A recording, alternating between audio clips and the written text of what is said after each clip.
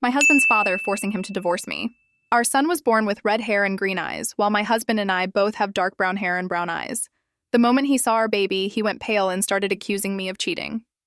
I tried to explain that genetics can be unpredictable and that recessive traits sometimes show up in children even if the parents don't have them.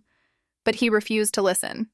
He demanded a paternity test and told me that if I didn't agree, it would confirm I had something to hide.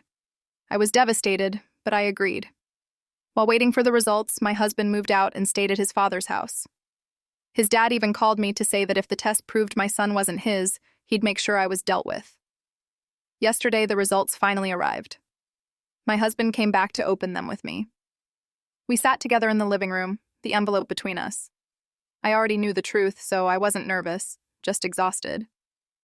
He opened the letter, read it, and his face went blank. The test proved he was the father.